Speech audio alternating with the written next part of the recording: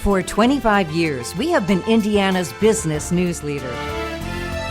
This is IBJ Media's Inside Indiana Business with Gary Dick. Presented by Elevate Ventures and Indiana University. A new leader behind the wheel driving economic growth in Indiana. We get State Secretary of Commerce David Rosenburg's insights on how he intends to sustain and grow Indiana innovation. New quarterback, new coach, new vibe. The Colts kick off their season at home. The impact on downtown Indianapolis businesses. And Madison County gets in on the solution to helping Hoosiers who don't get enough to eat. How fertile soil in Anderson is playing a major role.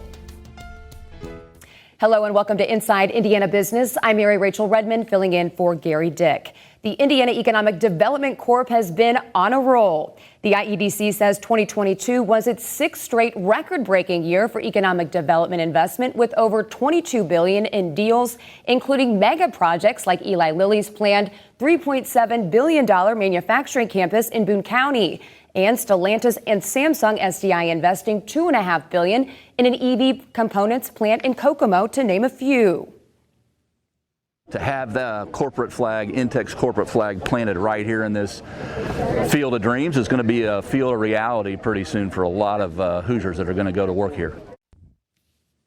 And as a new Secretary of Commerce takes office, the hits keep on coming. Like this week in Terre Haute, where groundbreaking was broken for a $1.5 billion lithium-ion battery components plant for Oregon-based Intech, part of a potential deal pipeline estimated to be in the billions of dollars. Earlier this week, Gary spoke with Secretary of Commerce David Rosenburg about his vision for the state's economic development efforts. Governor Holcomb went inside the Indiana Economic Development Corporation, selecting Chief Operations Officer and native Hoosier David Rosenburg as Secretary of Commerce. I love the state. I was born in Indiana, down in Jeffersonville, grew up on the south side of Indianapolis, went to IU for undergrad and law school, and cared deeply about the opportunity we have for success. Obviously, joining when Brad Chambers was secretary over 2 years ago, implementing the 5E strategy, building and growing the IDC team, the market has responded to that strategy and what the team's offered. And so I think right now, the opportunity that Indiana has over these next 16 months is really unlimited. A big move by your predecessor, Brad Chambers, was to create these so-called innovation districts, buying up land. I know you're very involved in that, and creating areas where future-focused industries can cluster. First example of that is in Boone County with the LEAP Innovation District. That strategy of these innovation districts, is that one you will continue to push forward? Absolutely. And again, that's one that the market has really responded to. As we joined almost 2 years ago, we went around the country to see what other states were doing. We talked with the players making the multi-billion-dollar investments around the country to what they needed. And it was really two things. One is speed. We say speed is the new incentive. Companies being able to make that investment into a site that is zoned, that has utilities, that have the roadway network, they can make that investment and get a return on that investment sooner. And so meeting the speed of the market has been absolutely critical. So sites like LEAP are a true investment for the state. They'll pay dividends for decades to come. And as you mentioned, the anchor tenant there being Eli Lilly, $3.7 billion investment, the largest single deal in IDC history, the largest single site manufacturing that Lilly has done. Dave Ricks on the day of the announcement said without the vision for LEAP, Eli Lilly may not have looked at Indiana. And so really selling that ecosystem to the companies is important, with great partnership from President Chang and Purdue up in West Lafayette, down through the LEAP district and into Indianapolis with our partners here at IU and Purdue on the new Indianapolis campus and 16 Tech. Really, the vision has come together a lot faster than we even anticipated, but because we listened to the market, we're meeting their speed and demands. David Rosenburg talks about what he describes as a historic pipeline of deals in an extended interview that can be found at InsideIndianaBusiness.com. Well, a new playbook for the Colts as they kick off season 39 in Indianapolis. How a new coach, new quarterback, and new team vibe could impact downtown Indy businesses. For over 20 years, Gary Dick has hosted the Emmy Award-winning Inside Indiana Business, our state's most watched television show reporting on the local economy. His years of dedication are to be commended. even as he continues to deliver credible and trustworthy news for Hoosiers. Gary, on behalf of a grateful city, I give you my thanks. Well, it's been 10 years since California-based powerhouse Salesforce acquired cloud marketing firm ExactTarget for $2.5 billion. In 2000, ExactTarget opened in a small office in Greenfield by founders Scott Dorsey, Chris Baggett, and Peter McCormick with only $200,000 in financing. 4 years later, the tech company raised $10.5 million in funding from Insight Venture Partners. Back in the day, more than 6,000 companies, including Coca-Cola, Gap, and Nike, used their platform to drive customer engagement and increase sales. And, of course, improve marketing investments. ExactTarget co-founder and CEO Scott Dorsey says entrepreneurs benefited from the largest tech sale in Indy's history, and many helped build the tech sector in Indiana. And many of our founders and CEOs that we work with also came from those ExactTarget friendships and relationships. And then just so many people, Gary, have just gone on to have remarkable careers within the tech industry. The number of CMOs and CEOs that started their careers with ExactTarget is likely numbered in the hundreds. And it's just so rewarding to see everyone, their families are growing up and their careers have really blossomed. And, many of them credit ExactTarget as being a launching pad for their career. Dorsey used money from the ExactTarget sale and to launch venture studio High Alpha in 2015 with 3 other partners. Well, downtown Indianapolis has changed since ExactTarget called Monument Circle home a decade ago. Businesses have come and gone and the skyline is changing. But is that enough to get people back downtown? A downtown, someone would say, has not fully recovered following the COVID-19 pandemic. The Colts home opener is this weekend. Is the season enough to get people back downtown? With perspective, I'm pleased to welcome back to the show Visit Indy Executive Vice President and Chief Marketing Officer, Chris Gall. Chris, good to see you. You too, Mary Rachel. Thanks for having me on. I'm here inside Lucas Oil Stadium and one of the suites overlooking the field, and it feels good that football's back in the capital city. I think a lot of people are really, really excited. Anthony Richardson, I think, has got a lot of people excited too, young quarterback. Just talk about how football, sports, but really this first weekend, is it enough to get people back downtown, do you think? Yeah, we believe so. There's a lot of, the Colts are Indiana's team. And so as they warm up and get ready for the season and we test the equipment here inside the stadium to make sure we're ready to welcome fans, it's another excuse, another reason to come home to the capital city. We know that some people, Fort Wayne, Evansville, throughout the metropolitan statistical area, maybe they haven't been downtown in a while. And this is a perfect excuse to get downtown, whether you have a game ticket or not. Of course, there's pregame activity, and all of our bars and restaurants show the game, and so it's a great opportunity to get back into the core of what we love, and that's live sports in Indianapolis. And it's not just the game. A lot of other really fun things going on this weekend, but really for every home game, concerts, Cold City. How will that help your efforts?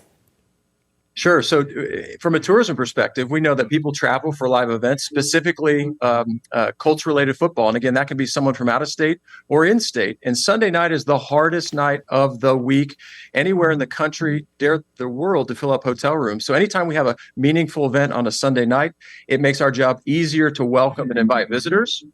We know, again, that a lot of people within the state, even if they don't have that ticket, they want to be part of that Colts action. And so that's why in partnership with the Colts and downtown Indy, we have really an entire day of Colts-related activity outside the stadium and, of course, inside the stadium as well. Chris, we were at Colts camp in August and had a chance to talk to Colts marketing executive Roger Vandersnick. Take a listen to this soundbite and what he had to say about the upcoming season. Club seats will be sold out. Advanced ticket sales here for Grand Park are way above last year. In fact, we've announced 6 sellouts already for training camp practices. And so you can really start to see some optimism and excitement about where we're headed. That's all good news for you, for the Colts. What's your prediction for, I guess, the next 6 months to a year with everything that's going to be coming to downtown Indy? Sure. When you have a packed stadium, when you have a packed downtown and full hotel rooms, that helps give confidence to those who haven't been to Indianapolis in a while. We're certainly looking forward to having teams like Cleveland come visit and Tennessee come visit so we can invite even more visitors to the Indianapolis Colts games. Really exciting stuff. Chris, looking forward to it. Hopefully a Colts victory this weekend. We'll talk to you soon. We're loud and proud, so we hope everyone comes down to support the Colts. Thanks for having me on. Thanks, Chris. More Colts Insight in our next segment with Indy Star sports columnist Greg Doyle. Passionate, loving, flawed, human. Doyle's take on Jim Irsay, Andrew Luck, Tamika Catchings, and a number of big names in Hoosiers sports when we come back. And what's next after Indianapolis-based Good Bones ends its run on HGTV. Dave Lindquist gets the lowdown from Two Chicks and a Hammer owner Mita Starziak-Hawk in this week's IBJ.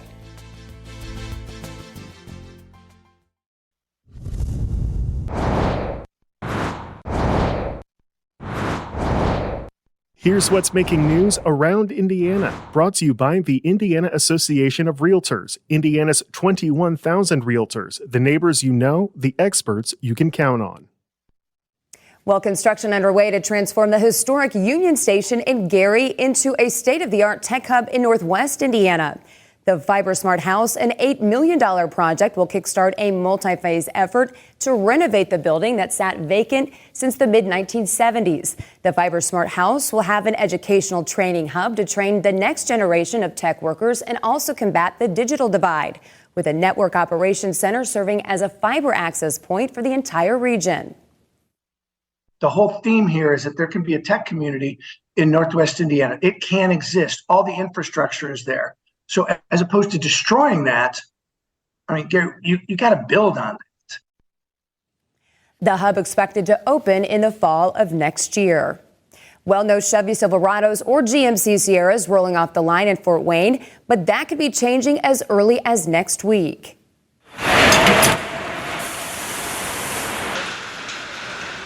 The 4,500 workers at GM's Fort Wayne assembly plant were supposed to return to the job Tuesday, but the company extending the shutdown another week. Fort Wayne's GM plant moving forward, economist Mike Hicks explains. The good news is these usually don't go to strike, and when the strikes come, they usually don't last a long time. If there is a strike, of course, you'll see the factory idled, and then there's an immediate ripple effect as orders for parts around the state and around the country really stop going to these factories.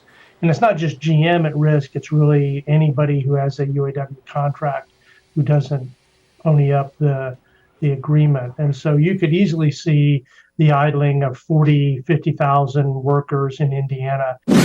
Big numbers both in jobs and investment, with a potentially massive economic payoff in Vigo County. Intech, based out of Oregon, breaking ground on the biggest development in Terre Haute history. It's a $1.5 billion investment to build a new battery component manufacturing plant on the former Pfizer property, bringing nearly 650 jobs to the Wabash Valley.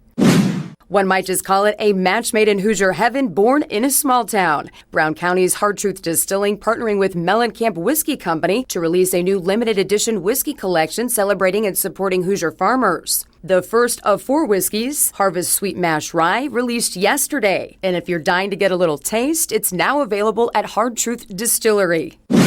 It's full steam ahead for rail transportation in Northwest Indiana. Inside Indiana business reporter Carly Lanich reporting the new $650 million double-track South Shore line has started test runs and could open by the end of the month. And speaking of the region, Inside Indiana Business is now on twice a week in Northwest Indiana. You can catch the show now on Lakeshore Public Media, Fridays at 8 p.m. and Sunday mornings at 9:30.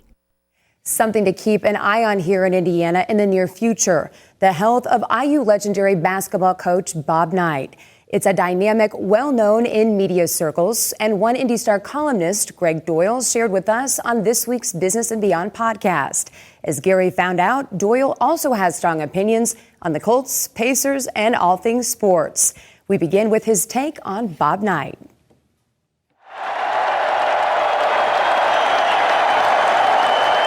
Bob Knight's memorable return to IU's Assembly Hall just 3.5 years ago. Award-winning Indy Star columnist Greg Doyle, our guest this week on the Business and Beyond podcast, shared insight on the coach's current state of health. I'm just telling you what I was told by someone that I think would know that it's happening any day. Yeah. Now, it's been happening, quote, any day for about 2 months now. So he's just hanging on because that's Bob Knight. He is stubborn and he'll go when he feels like it. Doyle's been with the Star for nearly a decade now. He has a unique writing style. His columns centered around not just professional sports, but college and high school athletes as well. And everyday Hoosiers, like Purdue superfan Tyler Trent, who lost his battle with cancer in 2019. Sports, as I say, is an excuse to write about people. And Tyler and I wrote about him once back when he had cancer, but was beating it. And so I wrote about him once, and then maybe a second time. But I stayed in touch with him because he's a great kid. And then when cancer came back, it was no longer about journalism. Doesn't matter whether Doyle is writing a story about Tyler Trent or the Indianapolis Colts. He isn't shy about telling it as he sees it. You say Indianapolis Colts, and I think Titanic. The Colts are in trouble. They are. But then again, this was supposed to be the Colts are in trouble kind of season. They've got a rookie quarterback. Running back won't play. They don't have a lot of talent. People need to lower their expectations. It's not going to be a good season. Doyle's take on the Indiana Pacers with an interesting comparison to the Colts. In the NBA, there's the haves and the have-nots as far as attracting players, and we live in a have-not city. We all know that, but the Pacers are trying their best. They will be a fun product. Kind of the Colts could be fun. The Colts won't be good, but Richardson, he'll be fun. The Pacers are striving to be fun. And we asked Greg what pops into his head when we mentioned a few Indiana sports figures. These are just three of them. Tell me your first thoughts when you hear the name Jim Irsay. Passionate, loving, flawed, human. Andrew Luck. Nerdy, humble, beautiful human being. Tamika Catchings. Hero. So she didn't decide, look at the great run I had, I'm done. No. She's using the great run she had to try and make the world a better place. Much more with Indy Star columnist Greg Doyle on the next edition of the Business and Beyond podcast. The number of people facing food insecurity in Madison County is 35% higher than the national average. In the Business of Health, we'll look at how a new project in Anderson is helping feed the hungry. And we're excited to announce IBJ Media's newest podcast, Off the Record, featuring conversations with Indiana's 250 most influential leaders. Meet the men and women of the Indiana 250 and see a side of them you won't hear anywhere else. This week, host Nate Feltman talks with Brad Chambers about former role as Indiana's Secretary of Commerce and his decision to run for office for the first time. Tune in and subscribe at indiana250.com/podcast.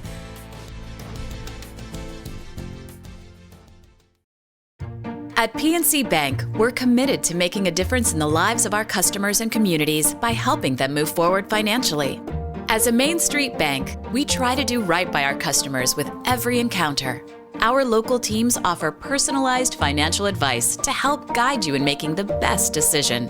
We're proud to be part of your community. PNC Bank. See how we can make a difference for you at pnc.com.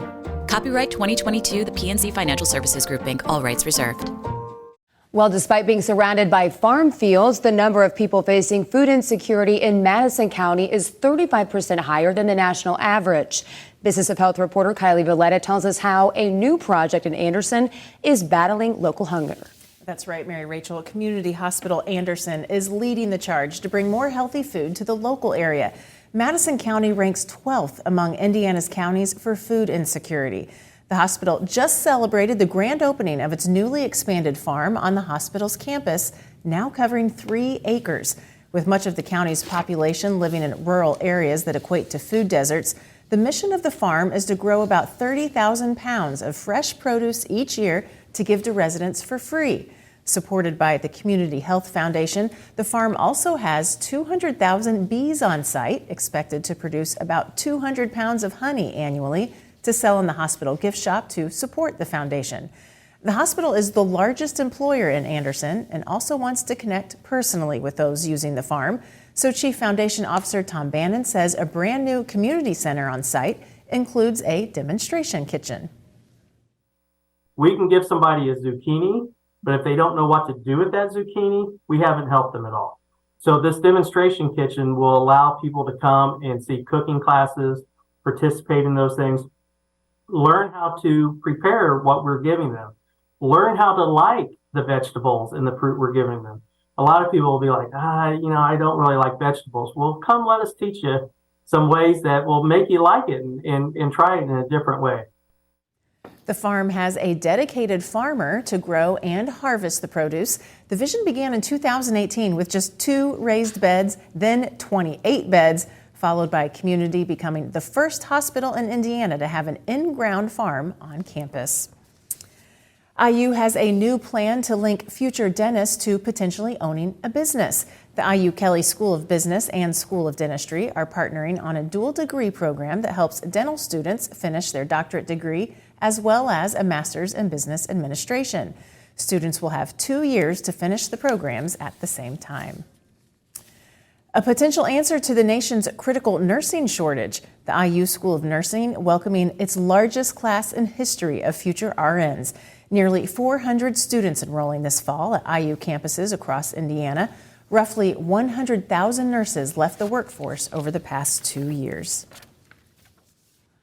That first story, amazing. It's like going back to the basics, right? Yes. Farming and feeding your community. Exactly. And it looks like it's relatively big. It's very big. He says people will come by and say say to him, "Oh, you're gardening." And he says, "This is not a garden." And they're struck when they drive by it. The size of it, 3 acres is a lot of acreage, and it really produces 30,000 pounds of produce. That's a lot of produce. Also fresh flowers that they can put in patients' rooms.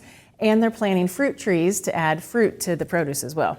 I mean, it sounds like it's, wow, so amazing, but it's kind of going back a little old school, It right? is very back to the basics, and they have the farming expertise up there to do it, and a farmer really leading the way up there. He's dedicated to this farm year-round. That's all the time we have for this edition of Inside Indiana Business. We hope you enjoyed these images of downtown Indianapolis captured by IIB chief photographer Clint Ehrbacher.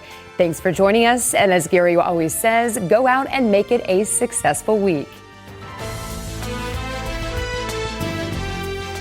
Thank you for listening to the Inside Indiana Business Television podcast. Remember, you can get the latest business news from every corner of the state at InsideIndianaBusiness.com. I'm Gary Dick. Go out and make it a successful week.